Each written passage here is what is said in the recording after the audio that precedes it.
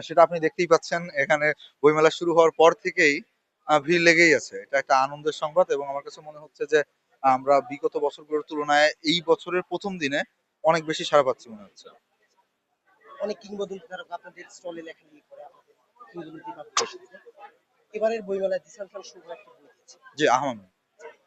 ওই বইটা বিষয়ে যদি কিছু বলেন। এটা মূলত একটি কাব্যগ্রন্থ। এখানে প্রায় শতাধিক কবিতা আছে এবং সেই কবিতাগুলো আমার কাছে মনে হয় যেহেতু প্রত্যেকটা কবিতা আমি এবং জিশান খান শুভ ২ জন মিলে আসলে সিলেক্ট করেছি।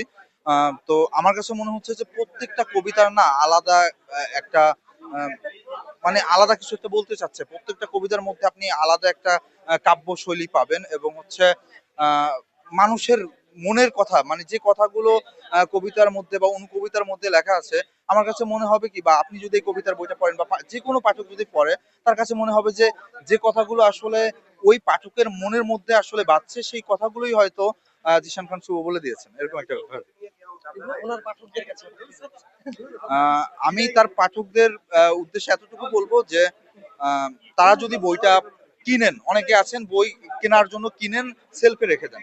অন্তত তার পাঠকদের কাছে আমার অনুরোধ থাকবে যারা এই বইটা কিনবেন, আপনারা পড়বেন এবং আপনারা পড়লে নিশ্চয়ই বুঝতে পারবেন যে এই বইয়ের মধ্যে উনি আসলে আ উনার ভেতরের যে মানে অনুভূতি, উনার ভেতরের যে আ আর্তনাদ, এরকম অনেক বিষয় আপনি পাবেন।